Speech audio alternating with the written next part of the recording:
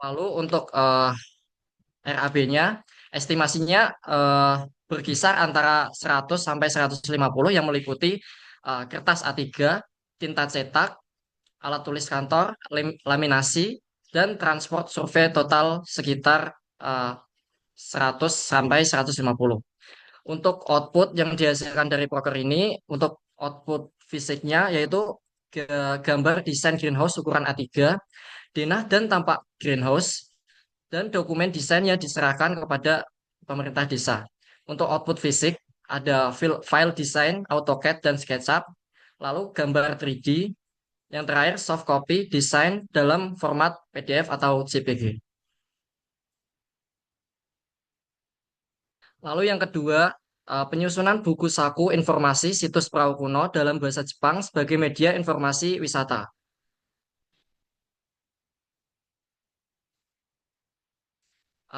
Untuk program ini, saya akan menyusun buku saku bahasa Jepang yang memuat informasi mengenai situs perahu kuno. Sebelumnya, kenapa saya memilih Jepang? Karena yang pertama, selain ini adalah bidang keilmuan saya pernah mendengar dari Mbah Ihsan, yaitu juru kunci eh, situs perahu kuno yang menginfokan saya kalau pernah ada wisatawan Jepang yang datang ke sana dan mengalami keterbatasan untuk memperoleh informasi. Jadi harus didampingi penerjemah dari pihak wisatawan Jepang itu sendiri. Jadi saya ingin membuat buku saku berbahasa Jepang yang berisi seperti sejarah penemuan, proses pembangunan dan pengelolaan situs, koleksi yang dimiliki, serta informasi penting lainnya. Lalu buku saku ini diharapkan dapat menjadi media informasi yang memudahkan wisatawan Jepang untuk memahami situs perahu kuno tanpa harus selalu didampingi penerjemah. Selain itu, buku saku ini mungkin juga dapat menjadi media promosi wisata yang lebih ramah bagi wisatawan mancanegara khususnya dari Jepang. Untuk RAB-nya sendiri cukup murah, yaitu ada cetak buku saku sekitar 80, kertas 40, alat tulis kantor 20, dan finishingnya 10.000. Lalu untuk output digitalnya ada e-book dalam bentuk PDF, file desain, soft copy buku saku. Untuk output fisiknya yaitu berupa buku saku informasi situs Prakuno berbahasa Jepang. Baik, sekian dari pemaparan saya. Apakah ada tanggapan? Baik, Mas siapa tadi Mas? Mas Bagas, Mas Bagas. Itu greenhouse-mu itu desainnya sama kayak yang di Multi nggak Mas? sama Pak. Loh, udah sama kan? Terus bedanya di Multi sama yang di Mono apa?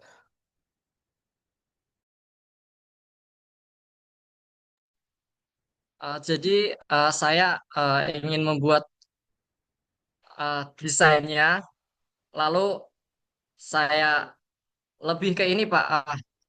Saya membuat apa ya, rancangan desainnya, lalu saya menyerahkan ke eh, tim multi dua untuk merealisasikannya, Pak.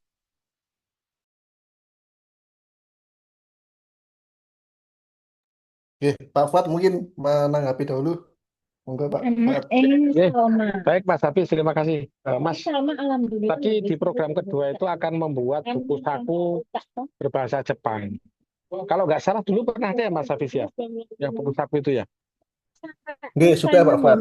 Nah, itu berarti nanti tolong bisa diganti ya. Mungkin desainnya aja Mas, membuat histografi atau apa legenda yang berbahasa Jepang saja. Nanti tolong komunikasi dengan Mas Tova terkait dengan legenda yang ada di Karangjahe, kemudian dibuat dalam bahasa Jepang. Kalau yang tadi yang terkait dengan greenhouse tadi, saya sudah sepakat dengan Mas Hafiz. Itu aja Mas Hafiz. Oke, Pak Tono, Pak Fuad. Pak Tri mungkin ada tambahan?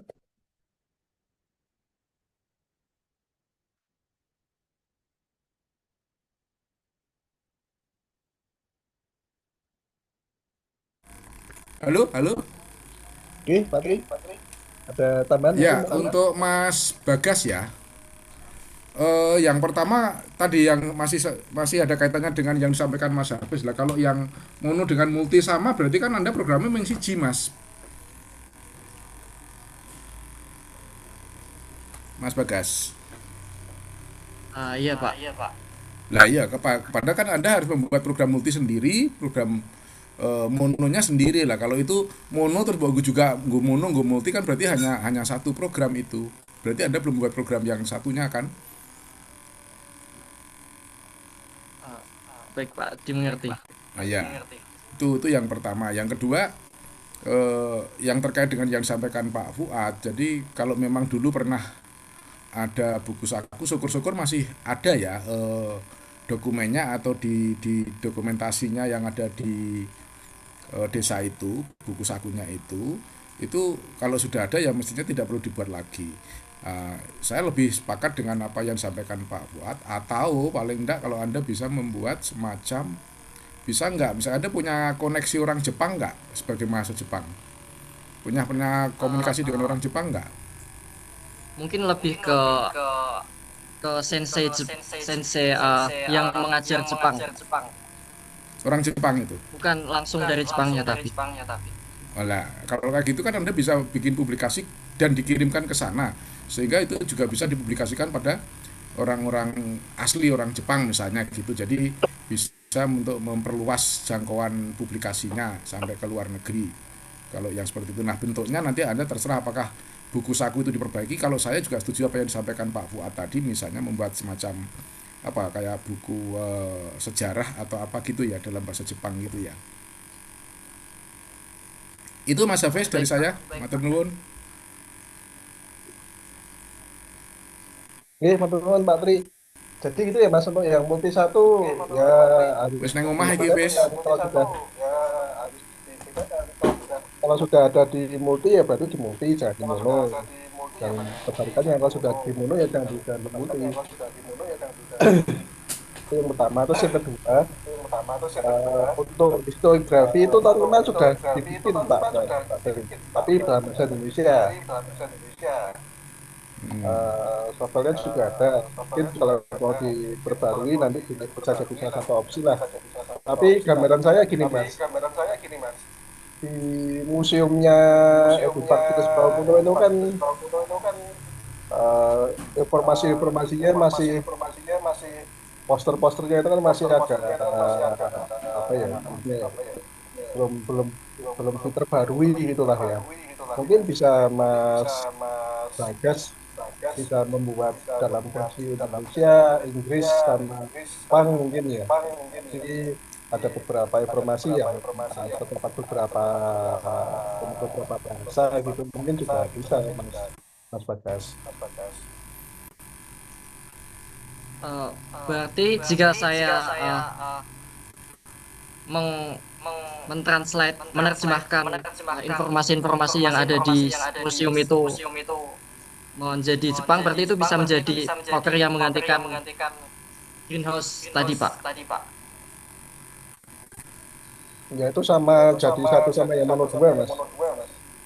Kan sama-sama yang, nah, historiografimu mau kamu translate dari yang hasil online atau gimana? Bikin baru.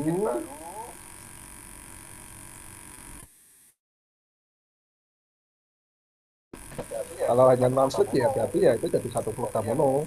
Jadi yang historiografi tahun kemarin kamu translate ke Jepang, sama membuat, saya memperbarui lah informasi-informasi yang ada di dalam museumnya itu, atau ya bukan museum istilahnya ya, galerinya itu. Jadi mungkin posternya diperbarui, informasi-informasi diperbarui, atau bahkan juga informasi yang di apa, perahu, situs perahu kunonya itu juga bisa diperbarui juga, mungkin juga bisa Mas.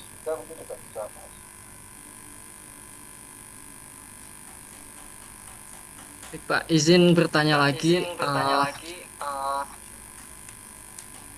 Kan saya alumni SMK, ya jurusan Desain dan Pemodelan Informasi Bangunan. Apakah memungkinkan saya membuat peta eh, di situs perahu kuno dengan detail-detail wilayah di tempat situs perahu kuno itu untuk mengganti uh, proker saya yang pertama, Pak. Sudah banyak kalau peta mas, sudah hasil kegiatan nyatanya kan sebenarnya sudah ada. Tahun ini sudah tidak fokus ke peta lagi, tapi fokus ke pengembangannya. Baik, Pak, dimengerti. Nah, di anu dulu aja ya mas, betul dulu. Jadi Pak Mas Bagas? Dapat dipahami, Pak. Terima kasih. Oke, lanjut Mas.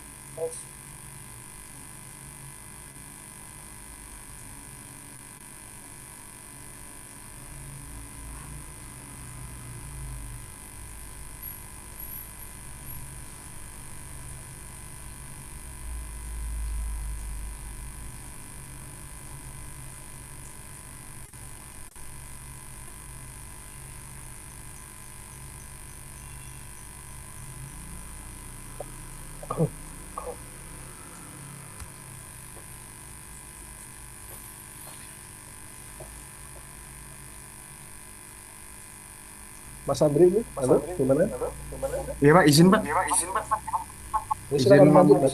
Iya Pak, izin memulai Pak ya. Selamat malam, Pak Fuad, Pak Tri, Pak Hafiz. Saya Andre Pak dari FLUND Pak. Jadi terkait dengan disiplin saya sesuai dengan wawancara dan pengarahan dan kepala itu fokusnya untuk hukum di sini terkait dengan pendampingan legalitas dan pengurusan HKI bagi produk kreatif lokal di bidang seni melalui catatan ciptaan tarik kreasi. Thanks. Baik, untuk latar belakangnya biasanya di Desa Penjurjo ini Pak, selain punya potensi wisata alam di pantai Karangjae itu, di Desa Penjurjo itu juga punya potensi produk kreatif lokal di bidang seni, khususnya berupa tari kreasi, yaitu ada yang sekarang masih belum terdaftar hak ciptanya itu ada tari Andrewna dan tari Kesasar. Padahal kan dari objeknya bisa kapasitas 40 ayat 1 itu, tari tersebut merupakan masuk dalam ciptaan yang dilindungi, namun hingga saat ini masih belum berdasarkan catatan Pak, sehingga perlu pencatatan untuk memperkuat alat bukti mengenai pencipta dan atau pemegang hak cipta apabila terjadi sengketa. Karena itu memang program pencatatan ciptaan tari ini dirasa perlu Pak untuk digunakan memperkuat perlindungan hak cipta terhadap produk kreatif lokal. Baik, untuk outputnya Pak, memang dari sesuai judul dan latar belakang, output yang ingin saya harapkan yaitu adanya pencatatan ciptaan dari Andrewna dan tari Kesasar pada DJKI melalui situs resmi DJKI-nya dengan Pak Ali Mustafa sebagai pencipta dan pemegang hak cipta. Itu seperti contoh yang sudah dilakukan, itu ada pencatatan tari kepak Pak yang dilakukan oleh tahun kemarin. Dan untuk RAB-nya karena ini 2 tari, maka biaya administrasinya itu ada 2 Pak, yaitu dengan total 400.000. Next. Selanjutnya untuk disiplin 2 Pak, masih terkait dengan pendampingan HKI, namun di sini objeknya berupa produk UMKM Pak, di produk minuman tradisional lokal Pak. Jadi bentuknya nanti pendampingan pengurusan pendaftaran merek. Baik, di Desa Penjurjo ini Pak, setelah saya survei di selama lebih 2 minggu ini, sebenarnya terkait dengan potensi UMKM juga terdapat produk UMKM berupa jamu asam Pak dengan merek minuman tradisional Nyai Rosid, yang produk tersebut sebelumnya sudah dipublikasi, sudah masuk di website resmi di pemerintah desanya, juga sudah memiliki NIB dan bersertifikat halal Pak. Namun setelah saya cek di portalnya DJKI itu masih mereknya belum dicatatkan Pak. Sehingga melalui program ini saya harapkan pendampingan pengurusan HKI bagi produk minuman lokal tersebut dapat dilaksanakan guna mendorong perlindungan hukum terhadap merek pada pelaku UMKM. Untuk output yang saya harapkan, Pak, maka nantinya akan dilakukan pendampingan pengurusan pendaftaran merek minuman regional tersebut melalui situs resmi DJKI dengan Ibu Siti Solihah sebagai selaku owner dan sebagai pemohon pendaftaran merek. Jadi nanti saya akan mendampingi mulai dari pemenuhan persyaratan administrasi hingga pengajuan permohonan pendaftaran mereknya, Pak. Terkait dengan KKB untuk besaran permohonan UMKM itu per kelasnya tergolong masih rendah, Pak. Karena kalau umum itu sekitar 1,8. Jadi kalau memang lewat di permohonan UMKM itu di biaya administrasinya sekitar 500.000, Pak. Seperti itu, Pak. Baik, cukup, Pak. Mohon arahan sesuai pemaparan ini. Silakan. Baik, Pak Fuad mungkin ada tambahan? Oke, baik Mas Hafiz. Terima kasih Mas. Tadi ada program terkait dengan pendampingan untuk perizinan produk ya. Iya, betul. Saya kira bagus itu bisa dilaksanakan. Kemudian yang kedua apa Mas tadi? Yang sampai kedua luar itu masih terkait dengan produk kreatif lokal, Pak. Tapi bidangnya ini di seni tari kreasi, Pak. Karena memang di Desa Kunjungan ini, setelah saya amati itu untuk bidang seninya, memang mungkin juga dari beberapa sebagai pelaku seni banyak dari tari-tari kreasinya, Pak. Maka saya harapkan untuk tari kreasi ini bisa saya bantu untuk mencatatkan hatinya, Pak. Kalau yang tari mungkin untuk yang tari mungkin Pak Tri mungkin bisa lebih paham dan bisa memberikan masukan Ya, lebih baik. Pak Tri. Oke, dari saya cukup Pak Hafiz. Baik. Oke, teman-teman Pak Fuad, Pak Tri, teman. Ye, makasih Mas Hafiz. Mas siapa nih tadi namanya? Andre, Pak Tri. Mas Andre. Untuk yang pertama yang pendaftaran penciptaan itu ya, Iya, yang dua tarian. Dua tari. Kalau tidak salah kan masih ada satu tarian yang dibuat lagi ya, yang di KKN periode ini ya.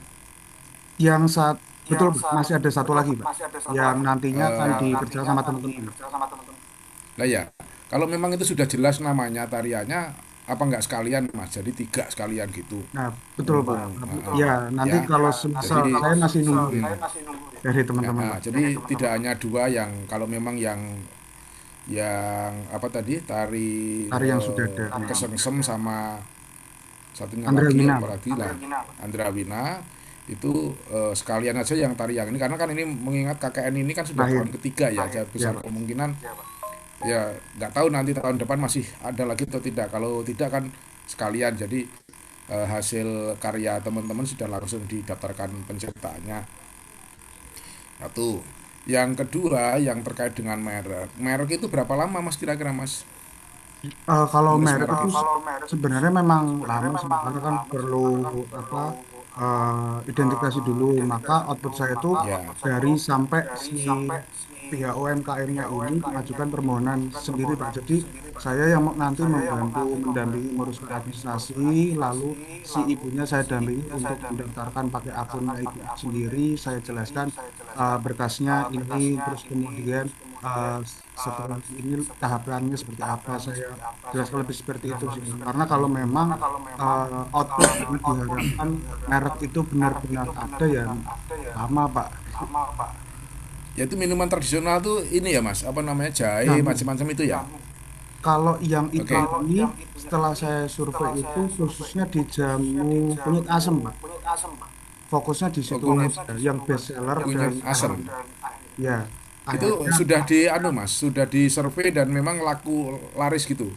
sudah, Pak. Nah, kan waktu saya survei itu ternyata memang PIB-nya sudah, terus kemudian BERT-nya sudah diurus dan ongoing, terus habis itu si sertifikasi halal. Lalu saya tanya, Bu, ini kan sudah masuk di webnya yang dulu website desa, Pak. Terus apakah pemasarannya itu sekarang online apa gimana? Online tetap jalan, Mas. Terus habis itu ternyata sudah ada resellernya, Pak. Bahkan tadi kemarin sempat cerita-cerita kendalanya itu lebih ke gimana reseller ini itu dari ibunya ke resellernya itu bisa menjangkau karena luar Pak, sampai di Batangan, Sulang, terus di intinya malah di luar Punjulharjo Pak. Oke, yang tadi saya dengar PRT-nya ongoing, berarti belum keluar. Saya pastikan lagi soalnya kemarin masih ongoing sih Pak, Nah, kalau memang udah itu masih ongoing, disurvei Mas, coba nanti dipastikan ya, Mas, ya. PRT-nya itu sekalian keluarkan. Kemudian di dalam pendaftaran merek itu tadi paling tidak Anda sudah menentukan ketika Anda di sana itu targetnya sampai di mana. Ya, Iya Pak. ketika KKN ini Anda harus mentarget sampai di mana karena ini kan prosesnya agak panjang. Nah, setelah itu nanti dilakukan edukasi bagaimana selanjutnya ketika itu sudah submit katakanlah Iya begitu sudah submit ya Pak. sudah submit gitu lalu bagaimana nanti harus dilakukan edukasi untuk mengawal itu supaya sampai nanti pada akhirnya juga bisa terbit tidak asal selesai tapi nanti pada akhirnya nggak terbit ini sayang Iya Pak, betul. gitu ya Mas. Ya, izin konfirmasi Pak. Oke Mas Hafiz itu Mas Hafiz dari saya. Ya, Pak Abis. Oke, matur nuwun Pak Tri. Tadi benar untuk yang mono satu Mas siapa tadi namanya? Andre Pak Abis. Mas Andre. Itu Mas Andre dari Fakultas Hukum ya? Iya dari hukum Pak. Nah, mungkin juga nanti untuk kan tadi ada tarian ya tarian Rawina, tari kesemsem sama tarian yang tahun ini.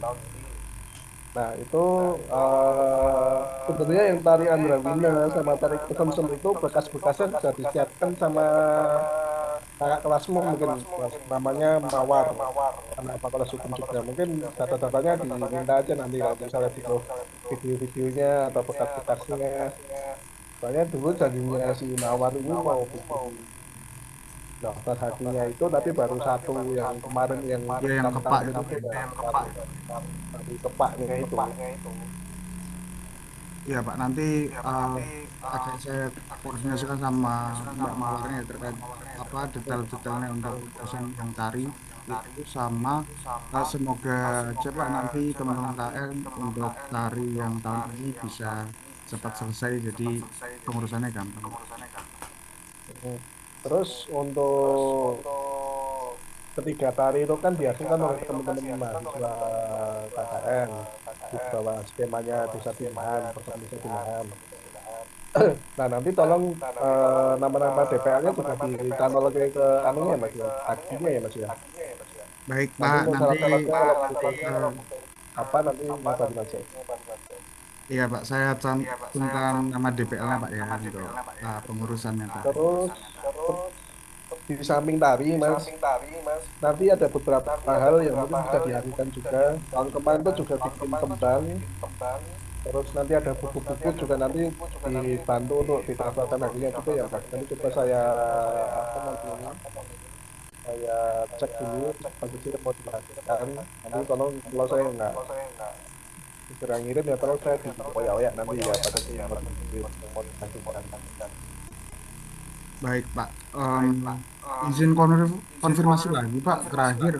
Jadi untuk target saya yang dekat-dekat ini terkait dengan pengurusan tari itu progres saya yang ongoing itu menunggu hasil produk tari yang tahun ini, terus kemudian saya usahakan yang nama pencantum DPL juga Pak ya di pencatatan hakimnya. Lalu untuk yang produk itu karena memang kan lama Pak, itu jadi nanti akan eh, output saya itu sampai di pengajuan permohonan pendaftaran hingga submit saja Pak. Dan nanti terkait dengan mungkin izin Pak Tri kalau saya mungkin nanti banyak konsultasi ke Pak Tri.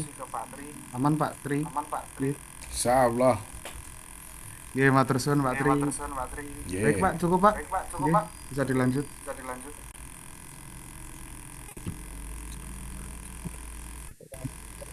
Berarti nanti yang dihadirkan ada berapa ya mas? Ada tarian, misalkan tiga, terus tembang. Yang jelas ada buku stiografi yang tahun kemarin juga ada. Lah ini muncul lagi ini gending, ini Terus gending baru desain-desain ini pakaian bisa tari juga itu ini. bisa dijelaskan ya.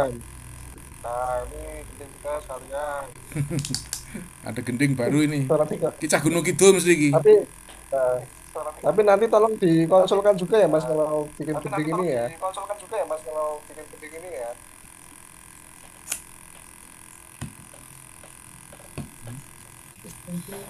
Pripun Pak? Tidak Monggo didengar ya. tadi suaranya sedikit anu mentul-mentul.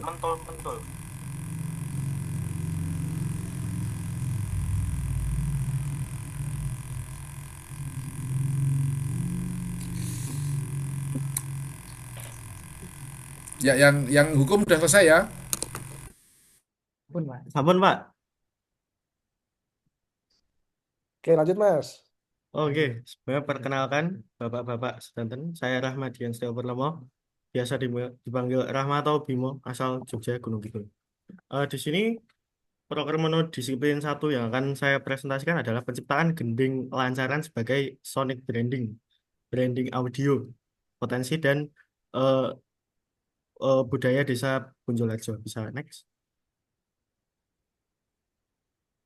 Oke, jadi untuk latar belakangnya di Desa Punjolharjo di Kabupaten Rembang itu memiliki potensi pariwisata yang masif melalui Pantai Karangjaya dan Cagar Budaya Situs Prapuno. Namun, destinasi unggulan ini belum memiliki identitas audio yang mampu mengikat memori wisatawan secara emosional. Dan misalkan saya bikinkan kayak gending, lancaran, lu kok mas gak ladrang? Ladrang itu lama dan kompleks. Kalau lancaran itu lebih mudah diingat. Contoh, gugur gunung itu paling gampang. Siapa yang nggak tahu gugur gunung? Ayo, ayo, konco, konco. Itu kalau misal saya bikinkan eh, sonic branding yang seperti itu, yang mirip-mirip sama gugur gunung, saya yakin lambok bocah, mas-mas, bapak-bapak, ibu-ibu pasti remen. Apalagi nek di Kenabuh gamelan itu pasti remen.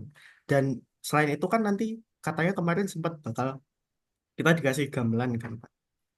Nah, itu pengen saya manfaatkan untuk eh, menggarap si gending lancaran untuk desa Punjolarjo nanti.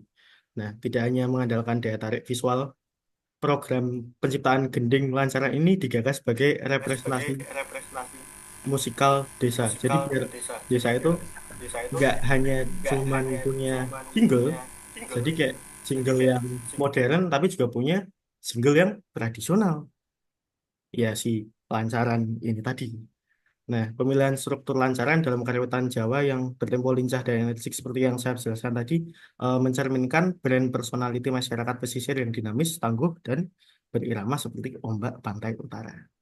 Karya seni diproyeksikan menjadi aset branding jangka panjang yang fungsional baik sebagai theme song, penyambutan, maupun elemen audio untuk kampanye digital sekaligus memperkuat positioning Punjul Harjo sebagai desa wisata yang modern tanpa meninggalkan akar budayanya. Ngoten, bisa di next. Oke, jadi nanti output dari penciptaan gending lancaran ini nanti ada tersedia file audio gending lancaran khas Desa Punjul Harjo dalam format MP3 atau WAV yang siap pakai sebagai sonic branding. Kemudian karya ini diciptakan secara mandiri oleh pelaksana, merepresentasikan semangat pesisir dan potensi desa serta dapat digunakan untuk keperluan promosi digital dan acara desa. Nah, di sini nanti kayaknya saya lupa nulis. Jadi nggak cuman lancaran khasnya itu dalam format MP3, tapi note-nya dan liriknya nanti juga ada gitu. Bentuk entah soft copy ataupun hard copy nanti itu ada gitu. Biar saya kalau kalau lancaran kan berarti saya bikinnya ngaransemen semua ya Pak. Dari saron, demung, selentem. Kalau mau pakai gender juga saya harus ngaransemen gendernya, gong dan sebagainya. Ya, itu nanti udah ada notnya gitu, udah ada kertas notnya. Jadi penabuh tinggal nabuh, nyinden tinggal nyinden. Nah, terus di sini RAB-nya yang dibutuhkan itu adalah kertas HVS untuk menulis notasi skor atau gending. Kemudian ada flash disk 16 GB untuk menyimpan master file audionya mulai dari saron dan sauber ini. Terus kalih konsumsi selama proses kreatif. Sebenarnya ini bisa di skip, tapi kadang saya sebagai produser bisa lah Pak. Oke, bisa next. Kemudian untuk monodisiplin 2, penciptaan naskah pertunjukan ketoprak kontemporer sebagai ruang ekspresi pemuda Punjalharjo. Nah, saya kasih notes dulu. Di sini saya menciptakan naskah ini, tadinya saya pengennya outputnya itu produk naskah siap jadi, mulai dari naskahnya itu alur dan saumpurampene sampai ke musik yang dipakai untuk mengiringi itu apa aja. Tapi karena nanti itu bakal ada pensi, jadi di output kali ini sedikit saya ubah dari sebelumnya. Mungkin bisa di next. Jadi Desa Punjul Harjo memiliki kekayaan budaya dan dinamika masyarakat pesisir yang sangat potensial untuk diangkat ke dalam ruang seni pertunjukan sebagai bentuk apresiasi terhadap kearifan lokal dan upaya menyediakan ruang kreasi bersama. Digagaslah penyusunan naskah dan pementasan ketoprak kontemporer berlakon entet. Lah kok entet, Mas? Kok nggak yang lain? Karena menurut saya entet itu lakon yang paling enak buat diadaptasi ke desa pesisir Punjul. Kan entet itu lakonin namung Raden Panji nyamar jadi entet. Habis itu entet, garwane Raden Panji itu nyamar jadi si Dewi Skartaji itu nyamar. Terus Dewi Skartaji memuji si entet. Habis itu ya udah gitu-gitu doang. Dan itu menurut saya itu mudah sekali untuk diadaptasi ke cerita yang ada di Punjul Harjo. Sebenarnya saya belum begitu riset lebih jauh lagi untuk mengarang ceritanya itu seperti apa, tapi saya udah sedikit-sedikit ngobrol sama Pak Tova, kayak ada apa tuh di Punjul Harjo itu yang bisa saya ambil dan sisipkan di naskah ketoprak nanti. Ngoten. Nah, pementasan ini sengaja diadaptasi ke dalam latar keseharian pesisir Punjul Harjo dengan pendekatan bahasa yang lugas agar kesenian tradisional tampil lebih segar, membumi, dan mudah dinikmati oleh semua kalangan. Jadi karena ini kontemporer, berarti nanti akan kita terapkan juga kayak naskahnya sedikit dimodif ke masa kini. Jadi ada sisipan-sisipan jokes Gen Z atau kayak ya apa-apa aja lah, apapun lah pokoknya. Kemudian eh eh, harapannya nanti itu si naskah ini waktu dia udah jadi dan siap pakai itu nggak cuma selesai di pensi tok. Jadi ketika nanti ada sedekah bumi, sedekah laut, sedekah apapun bisa dipakai lagi gitu.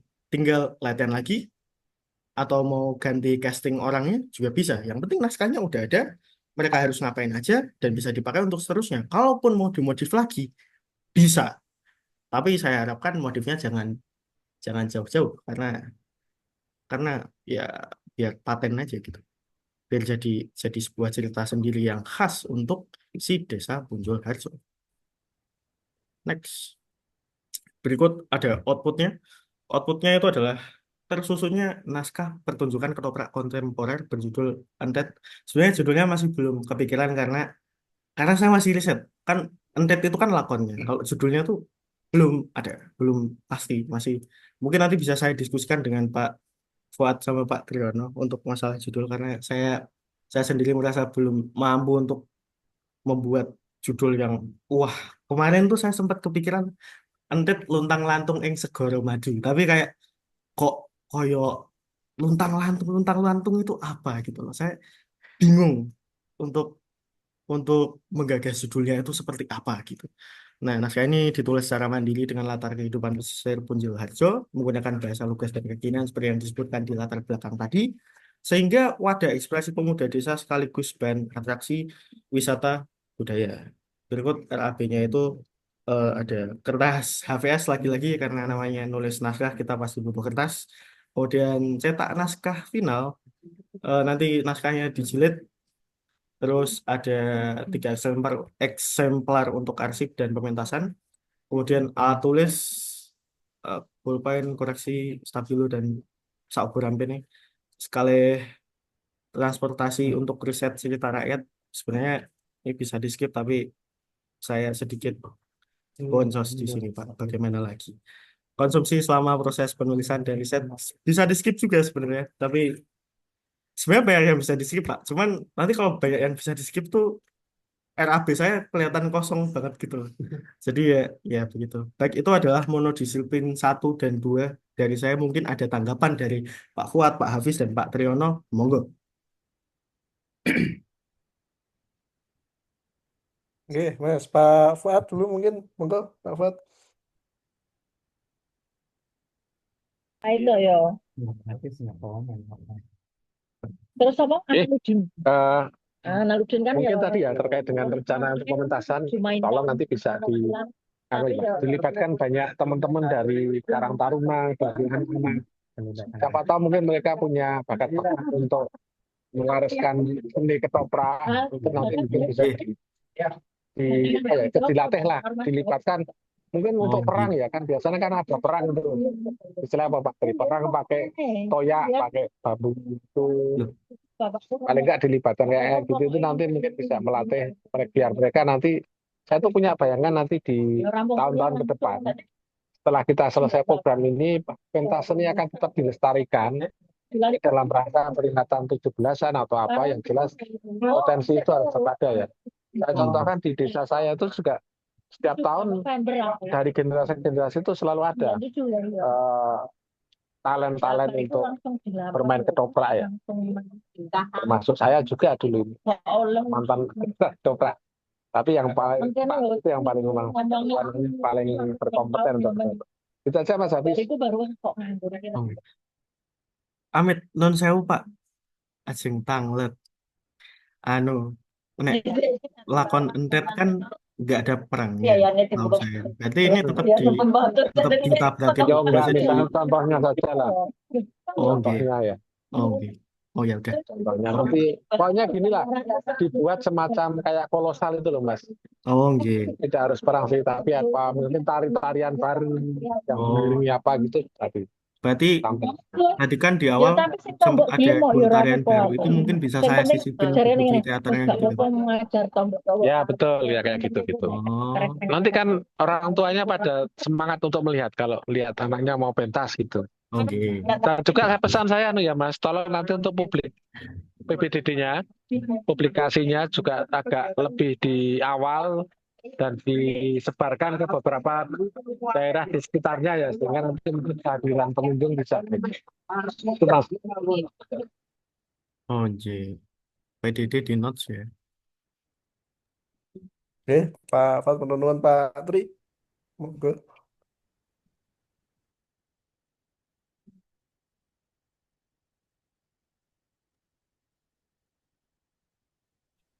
Pak Tri, halo.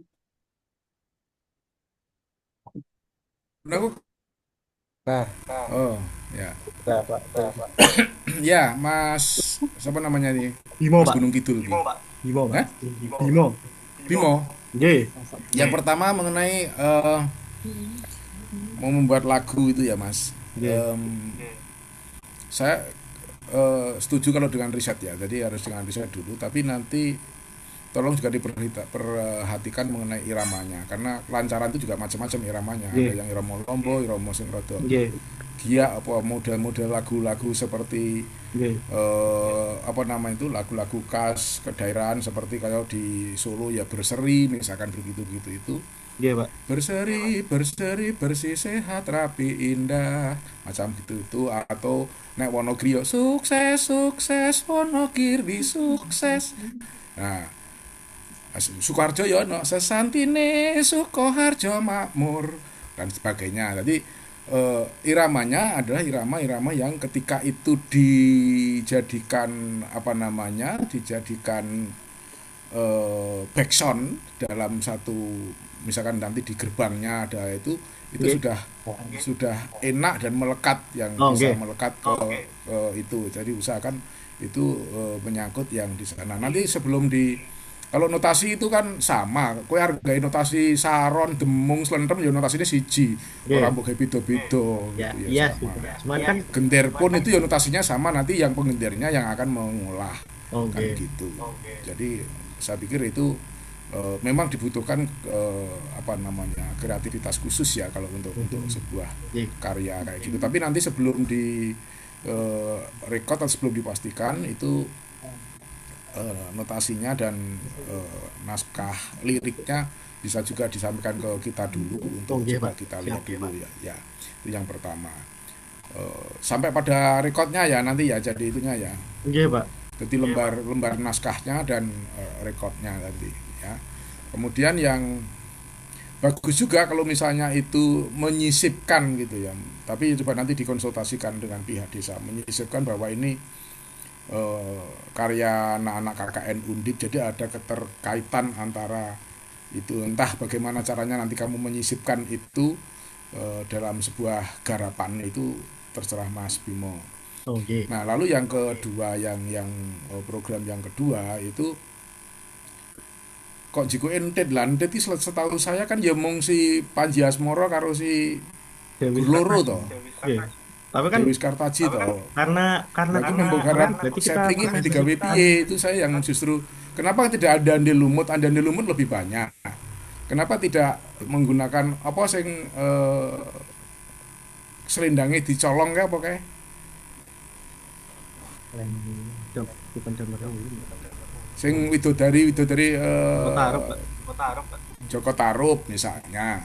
Nah itu kalau bisa juga malah lebih, coba nanti di riset dulu kira-kira ada cerita rakyat apa di sana yang bisa digarap kontemporer, sedikit ada humornya sehingga tidak menjemukan orang nonton ya. Jadi namanya kontemporer itu kan kadang-kadang juga ada joke-joke-nya supaya itu orang nonton itu juga ger gitu, karena zaman sekarang itu kalau dikasih yang terlalu serius malah nggak begitu ini. Jadi lah jok-jok itu apa jok-jok yang humor itu juga belum tentu kalau pemain-pemain ajaran itu bisa improve di panggung kan gitu. Jadi ya dibuat naskah aja, di skripnya dibuat jok-joknya juga sehingga nanti mau dikembangkan bagaimana silahkan. Ya kalau hanya antit itu ya omong Kartaji takon entet sing nandur timun gede-gede kuwi sapa? Ya wis kuwi tok. Lah apa meneh mbok gawe apa entet coba. Mau adaptasi wong yo isine mung kuwi tok kalau entet itulah. Jadi tolong nanti dengan tema entet ini mungkin bukan judul ya. Mungkin karemu temanya seperti entet tapi digarap mesti tadi disampaikan entet lontang-lantung dan sebagainya tadi silakan. Tapi lebih baik kalau di Rembang itu kan ada Dampo Awang ya misalnya gitu. Coba mungkin Dampo Awang itu di riset kalau bisa digarap secara alur ceritanya mungkin ya, tapi digarap ala kekinian gitu misalkan dengan pemain-pemain tadi Pak Fuad sudah menyampaikan kalau bisa ya banyak melibatkan anak-anak asli sana, jadi supaya itu nanti bisa berkelanjutan. Khawatir saya kalau yang main mahasiswa semua selesai gitu ya. Tapi nanti naskahnya juga sebelum dipastikan dulu, dikonsultasikan juga kepada dosen pembimbing. Mana ya Mas? Oke, Pak. Jadi nanti saya konsultasi terkait lakon yang akan ditampilkan atau Ya. digarap ya. Atau jangan-jangan Punjul Harjo punya cerita rakyat sendiri yang justru itu bisa adaptasikan ke apa gitu misalnya. Kemarin tuh sempat nanya kali Pak Tosa tidak ada, jadi cuman tidak ada. Ya, cuman tapi kalau Rembangnya mungkin, sehingga itu lebih menarik orang-orang Rembang untuk menonton juga gitu. Kalau tadi Pak Fuad juga menyampaikan Indonesia ya perang-perangan lah, perang-perangan itu kan juga bisa dikemas serius, bisa dikemas humor gitu loh. Nah, digawe perang-perangan yang sedikit agak kocak lah begitu sehingga penonton jadi lebih menarik. Zaman sekarang kita butuh yang hiburan-hiburan segar begitu. Gitu ya Mas, gitu Mas Hafiz. Oke, teman-teman Pak Tri. Pak Rangga mungkin ada masukan karena sudah bergabung nih Pak Rangga. Selamat malam Pak Hafiz, Pak Fuad, Pak Triyono, dan mahasiswa. Maaf baru join. Akhirnya pertemuan ini muncul yang sangat budaya. Terima kasih Mas Andri. Mas Bimo. Mas Bimo. Oke, Bimo. Sudah banyak masukannya dari saya lanjut saja, guys. Cuma sedikit menambahkan untuk karakter di Rembang yang cocok pesisir. Mungkin Mas Bimo nanti bisa ambil referensi dari Pangeran Sidolaut atau Panji Margono. Oke. Cukup terkenal di pantai utara, khususnya di daerah Muria, Rembang dan sekitarnya. Makamnya itu kalau nggak salah di Lasem, Tuban. Mungkin nanti bisa, kalau mau direferensikan, menggali dari sana. Oke, dari saya itu saja. Cukup, Hafiz. Terima kasih. Oke, matur Pak Rangga. Dari saya juga cukup, Mas. Siapa tadi namanya? Bimo, Pak. Rahma. Mas Bimo. Tapi tambahan aja nanti kalau misal gamelannya sudah datang, tolong dilatih juga Mas Bimo untuk apa yang nanti main gamelannya siapa, sama tolong gamelannya kan nanti banyak, tolong juga mulai disiapkan nanti kira-kira disimpan di mana agar nggak eman-eman nanti kalau sudah datang rusak kan juga eman-eman. Oh, nggih. Baik, Pak Hafiz. Kalih niki lajeng tanglet. Riyen niku sampun di dikasih tahu kalau misalkan kita dapat gamelan satu set nih. Satu set itu beneran satu set atau melengkapi yang sudah ada? Gini, izin jawab ya Mas Hafiz. Oke, Patri. Jadi Mas Bimo sekalian nanti lagumu dan iringan-iringannya memang gawe lagu itu enak pelok ya, tapi gamelan yang kita pesan itu selindro Mas. Baru selindro. Baru selindro ya. Jadi yang diminta dari desa itu selindro. Dulu pernah kita kasih balungan selindro pelok, lah peloknya malah dikembalikan minta ditukar selindro. Nah ini kemarin kita pesankan lagi setengah pangkon ya itu baru selindro. Selindro pun itu kemarin gender gambang belum ada, jadi baru ya balungan, bunang, kempul gong, kenong ya dan sebagainya. Kayaknya kemarin gender sama gambang belum masuk di situ. Selendem sudah masuk ya, jadi masih minus gambang sama gender, selidru. Jadi nanti kalau membuat iringan atau lagu-lagu itu ya berarti coba disesuaikan dengan gamelan yang ada. Kecuali memang pada saat pentas mau pinjam separuh dari mana gitulah, monggo. Itu ya Mas informasinya. Oh iya, Pak. Kalau boleh tahu estimasi datang ke sininya kapan ya? Ya mudah-mudahan dalam seminggu ini segera terkirim. Amin. Nah, Oke. Oke, cukup Mas Bimo.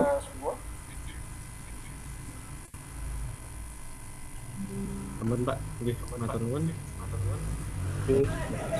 Belum lanjut, saya mau tanya Mas Bimo kan Tekkom ya? Itu yang nanti yang benerin websitenya siapa Mas? Masuk ke Multika atau ada anak mahasiswa yang benerin websitenya? Ada, Pak. Jadi Mono. Kebetulan habis ini, Pak. Oh, habis ini, oke. Iya. Monggo Mas, lanjut. Nuwun.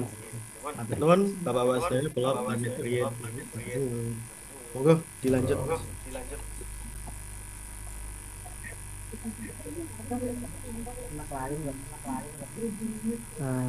Baik Pak, selamat malam Bapak semua, Pak Fuad, Pak Triyono, Pak Hafiz. Saya M. Sufriyadi dari Teknologi Rekayasa Otomasi UNDIP D4. Di sini saya akan menyampaikan program monodisiplin saya.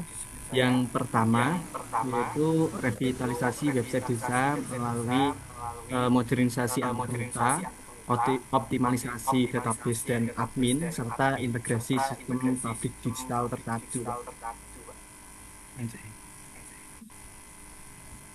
Dia untuk latar belakangnya sebenarnya sebelumnya Desa Wisata Bojolarjo itu sudah memiliki dua website. Yang pertama itu website resmi desa yang miliknya pemerintah gitu. Kemudian yang kedua website turunan dari KKN tahun-tahun sebelumnya yang khusus membahas mengenai wisata yang ada di Desa Bojolarjo. Nah, yang akan saya kembangkan adalah website yang kedua ini ya, website Desa Wisata. Namun saya lihat dari yang tahun sebelumnya operasional website ini itu masih ada beberapa kekurangan dalam hal teknisnya, Pak. Jadi kekurangan yang pertama yaitu yang saya lihat database yang digunakan itu masih SQLite. Nah, karena itu skalanya udah untuk desa dan desa wisata yang nantinya go public dan diakses banyak orang, saya rasa model yang seperti ini masih kurang. Jadi nanti akan saya ganti dengan versi yang lebih tangguh gitu. Kemudian untuk antarmukanya juga masih kurang optimal karena masih terlalu sederhana untuk bersaing dengan website-website desa wisata di tempat lain gitu yang sudah modern dan cantik lah. Kemudian yang selanjutnya untuk pengelolaan konten, belum.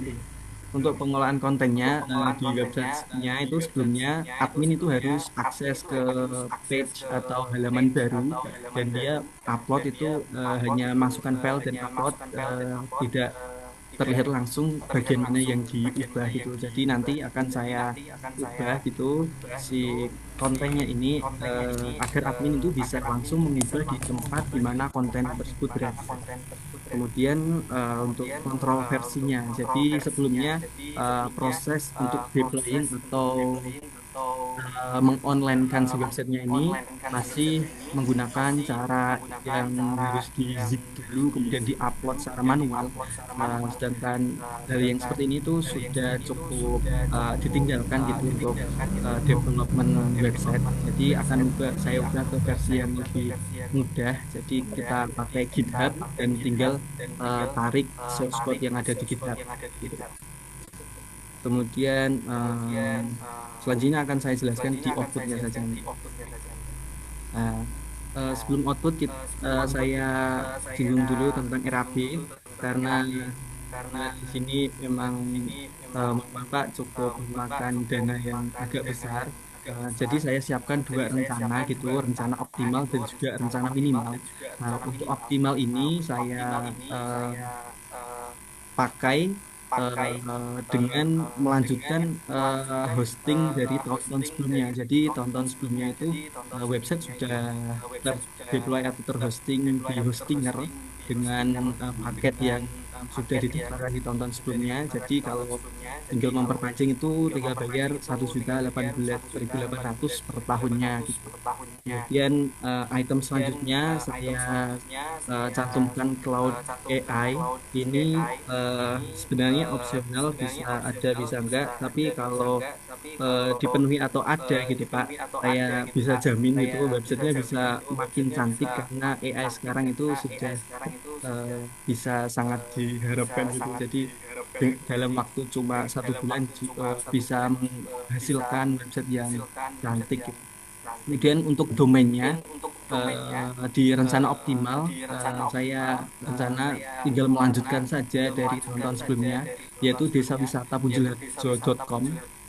Itu tinggal dilanjutkan atau diperpanjang langganannya 1 tahun. Sejumlah harganya itu 250. Jadi totalnya untuk rencana optimal saya itu sudah 618.800. Ini akan menghasilkan website yang bagus dengan database yang kuat gitu, storage-nya yang melimpah, jadi tidak ada kendala misal diakses dari banyak desktop ataupun HP itu tidak akan nge-lag lah. Jadi storage-nya sudah sangat mumpuni untuk kelas website desa wisata yang nantinya akan jadi ujung tombak branding digital. Dan untuk rencana minimal, ini saya siapkan juga rencana dengan budget minimum, yaitu menggunakan hosting yang baru, jadi didaftarkan di tempat lain, bukan di Hostinger gitu. Jadi kita akan deploy di tempat baru sama-sama 1 tahun, tapi cuma menghabiskan dana 797.000 gitu. Kemudian domainnya kita alihkan ke domain yang lebih murah karena domain.com itu cukup mahal. Jadi bisa diganti dengan saya yang tampilan di sini .site seharga 20.000 per tahun. Kemudian nantinya output yang dihasilkan, yang pertama itu migrasi database ke MySQL. Jadi sebelumnya pakai SQLite, sekarang pakai MySQL. Jadi nanti cocok dengan hostinger gitu. Kemudian yang selanjutnya front end-nya akan dibuat lebih modern dan responsif. Saya sebenarnya sudah melakukan riset banyak melihat website desa wisata di tempat lain, di Rembang, di Jakarta, Semarang dan lainnya. Nah, nanti saya ambil beberapa komponennya gitu. Sebenarnya sampai saat ini pun saya sudah melakukan perombakan gitu. Sudah jalan sekitar 60% lah. Jadi migrasi database itu sudah saya lakukan. Dan front end-nya ini masih dalam pengembangan terus sampai hari terakhir nanti. Saya pastikan selama saya di sini itu saya melakukan perbaikan terus-menerus gitu. Kemudian dashboard admin satu pintu. Nah, sistemnya nanti admin tinggal login, kemudian nanti di halaman yang sama dengan user akan bisa langsung mengedit komponen-komponen yang ada di halaman tersebut. Misal mau mengganti background di layar utama, tinggal ganti saja. Misal ganti ada fitur video nanti tinggal diganti, fitur e-book juga tinggal diganti. Kemudian galeri-galeri juga tinggal ditambahkan dan diganti. Kemudian integrasi dengan GitHub dan hosting. Nah, di sini GitHub ini adalah penerapan version controlnya. Jadi developer tinggal tarik kode dari GitHub, nanti hostingernya bisa langsung memperbarui gitu. Tinggal sekali tarik, jadi komponen-komponen yang baru itu bisa ditambahkan tanpa harus kita upload manual gitu. Kemudian pusat integrasi digital. Nah, rencana saya website yang saya hasilkan ini akan menjadi tempat utama teman-teman untuk bisa mempublikasikan hasil-hasil monodisiplinnya. Mulai dari mungkin ada yang bikin e-book, ada yang bikin video, ada yang menghimpun database seperti yang kemarin tentang biota laut dan sebagainya. Nantinya akan saya tambahkan semua ke website ini, Pak. Jadi informasinya akan ngumpul jadi satu di website ini. Kemudian yang selanjutnya standarisasi pengelolaan aset digital melalui penyusunan modul panduan dan pendampingan admin website desa wisata Punjul Harjo. Untuk monodisiplin 2 saya ini, saya fokuskan terhadap adminnya. Jadi setelah saya bincang-bincang dan diskusi dengan kakak-kakak KKN yang tahun lalu dan juga Pak Tova dan Mbak Putri, kendala yang dialami dari tahun sebelumnya itu tidak adanya admin yang meneruskan. Jadi tahun lalu cuma dibuat, kemudian setelah KKN selesai itu tidak ada yang melanjutkan websitenya, baik untuk developing maupun uh, untuk mengisi konten yang ada di website. Jadi websitenya istilahnya mati gitu lah Pak.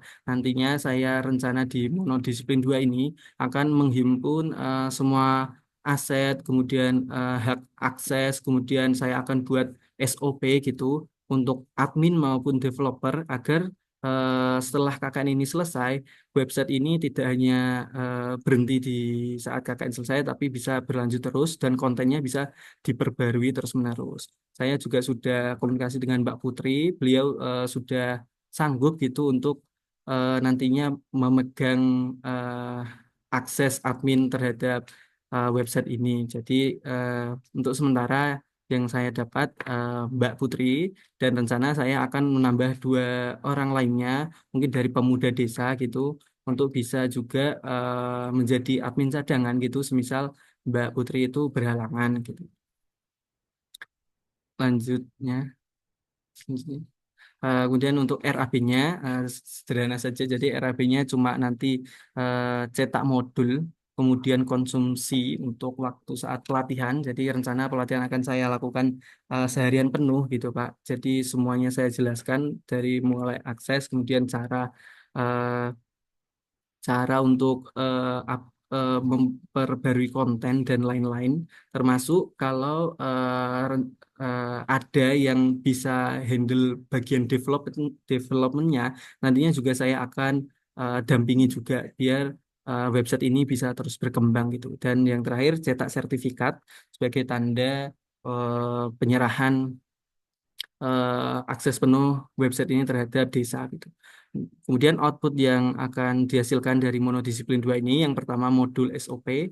Jadi modulnya nanti SOP admin dan juga SOP arsitektur dari websitenya. Jadi dalamannya websitenya mulai dari source code, kemudian memakai teknologi apa saja, memakai software apa saja, nanti akan saya cantumkan di situ juga agar nantinya jika ada dari desa ada mungkin akan ingin melakukan perombakan atau development lagi dengan website ini bisa dengan mudah gitu Pak.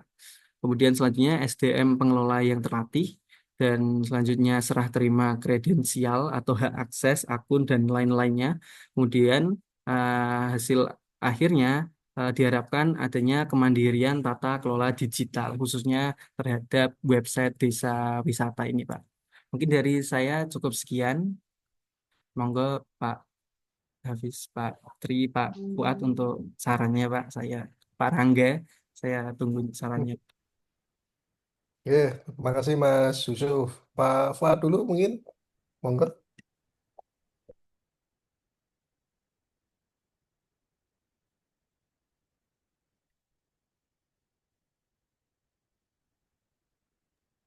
Pak Fuad.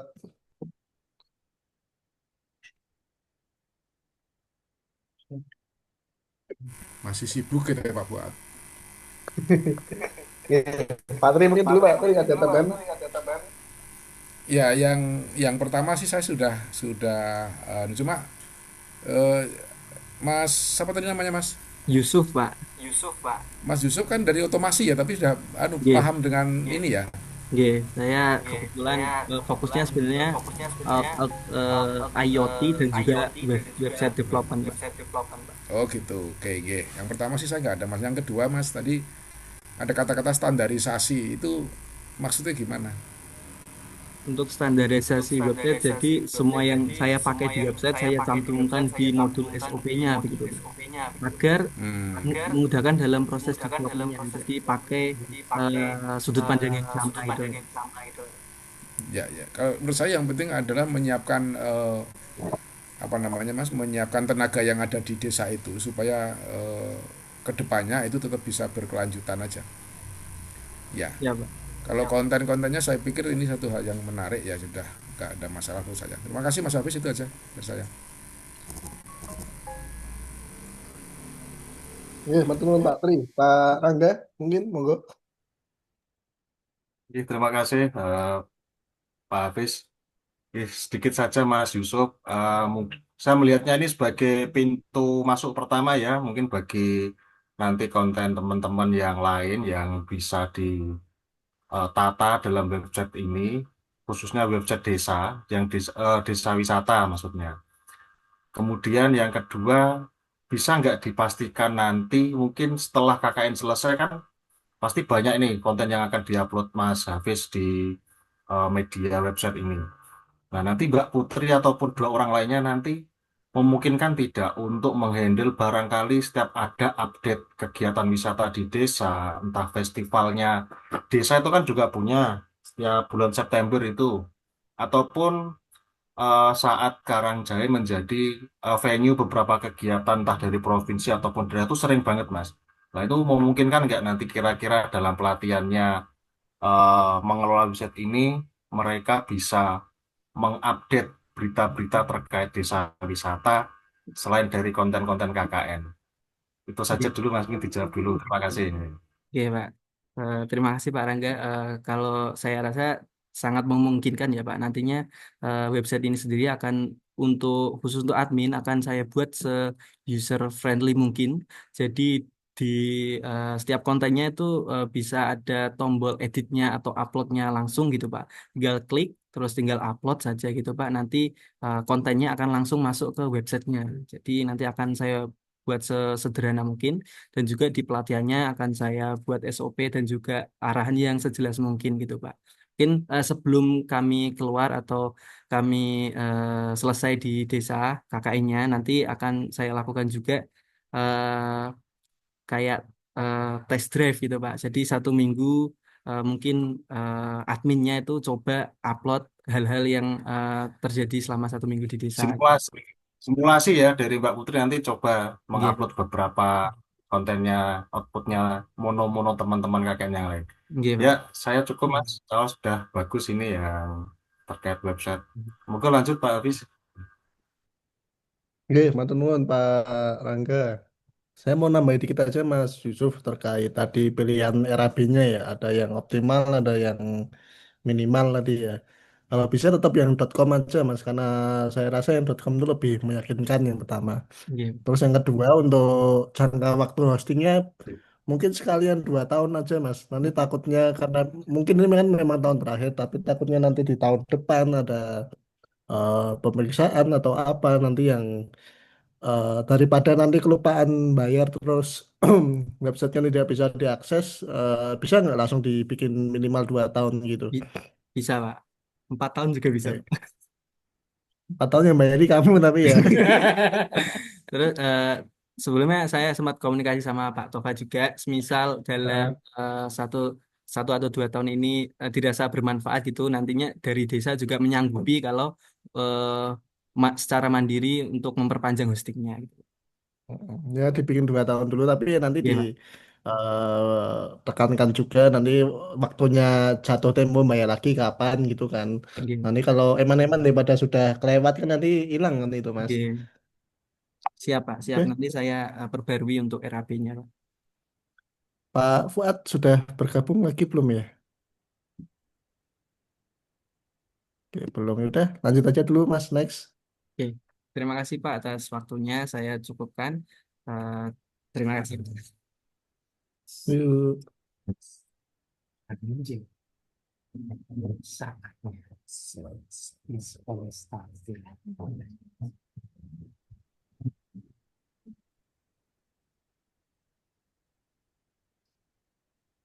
Cek, cek. Sebelumnya, terima kasih atas waktu yang diberikan. Saya Kholis Muafik dari Teknik Mesin Undip. Di sini saya, untuk monodisiplin pertama saya ingin gampangnya itu membuat panel surya lah, Pak. Kenapa? Karena salah satu topiknya yang kemarin itu adalah implementasi energi baru terbarukan untuk fasilitas publik atau wisata. Jadi, untuk fasilitas panel surya ini akan saya terapkan di Museum Perahu Kuno seperti itu, agar tidak melulu bergantung pada listrik dari PLN seperti itu. Kenapa juga saya menggunakan panel surya? Yang pertama karena di daerah pesisir yang tergolong panas, jadi panas yang didapat dari matahari itu bisa dimanfaatkan secara optimal seperti itu.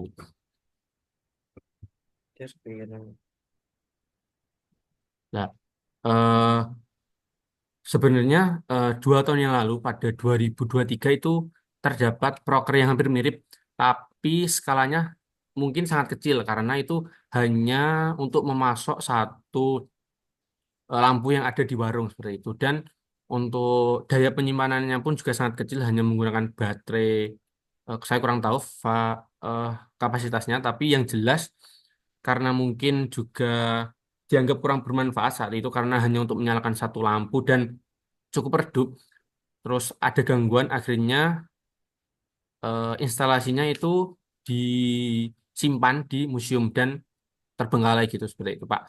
Tapi untuk proker saya ini, saya ingin membuat sebuah PLTS seperti rumahan itu untuk dayanya itu sekitar 300 WP off grid, tidak nyambung dengan PLN seperti itu.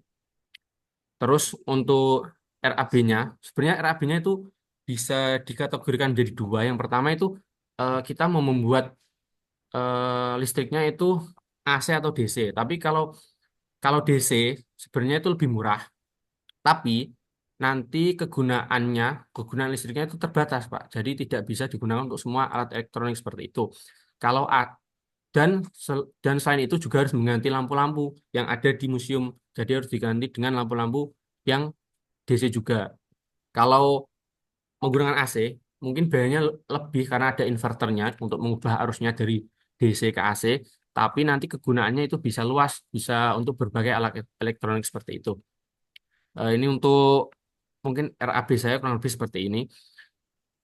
Mungkin harga pun bisa lebih murah ataupun bisa sedikit lebih mahal. Untuk sebenarnya kemarin saya mengusulkan 200, dayanya itu 200, tapi eh, saya tambahi lagi ke 300. Terus untuk baterainya yang mahal itu panel, baterai sama inverter sebenarnya itu. Terus untuk baterai sebesar 2 jutaan. Terus kalau SCC sebenarnya kemarin itu untuk yang 2023 masih ada, tapi belum saya cek apakah masih berfungsi atau tidak. Kalau emang masih berfungsi, kemungkinan saya tidak akan membeli untuk SCC ini. Terus yang keempat itu ada inverternya, inverter untuk mengubah arus dari DC ke AC. Terus untuk kabel sambungan dari panel surya untuk instalasinya. Terus untuk kabelnya, kabel untuk AC, terus untuk box penyimpanan inverter, terus SCC, terus dan beberapa hal seperti yang nantinya ditaruh di dalam box agar lebih aman tentunya. Terus untuk MCB-nya nanti juga dimasukkan juga ke box panel. Terus untuk material rangka dan grounding. Untuk material rangka nanti mungkin saya akan mencari di sekitar sini agar harganya lebih terjangkau. Seperti itu untuk estimasinya sekitar ya 6 jutaan sampai 7 jutaan seperti itu. Kenapa? Untuk outputnya nanti di museum itu nanti ada instalasi PLTS dengan daya 300 WP. Jadi nanti kita selain ada sejarah yang bisa kita edukasikan ke pengunjung dan warga, tapi kita juga dapat mengedukasi pengunjung terkait energi terbarukan seperti itu. Terus untuk sistem kelistrikannya jelas lebih ramah lingkungan seperti itu. Dan yang terakhir tadi bisa jadi branding seperti itu. Jadi sebagai wisata yang mandiri energi seperti itu. Nah, untuk yang kedua itu sebenarnya ada lanjutan dari Monosaya yang pertama karena apa? Karena sebenarnya untuk pengadaan dan pembuatan PLTS ini kita butuh sumber daya untuk merawat dan memaintenance-nya untuk kedepannya agar ketika terjadi masalah atau sebagainya itu dari sumber daya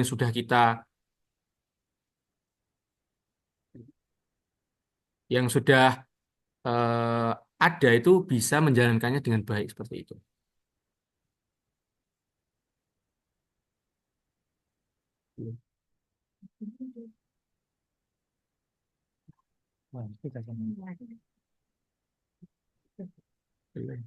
Maaf sedikit nge-lag koneksi internetnya, Pak. Jadi seperti itu. Jadi nanti dalam mono saya ini saya akan membuat seperti buku panduan untuk maintenance dan sebagainya. Nah, ya nanti itu eh, bisa saya sosialisasikan kepada pengurus Prokuno ataupun ke pihak desa seperti itu.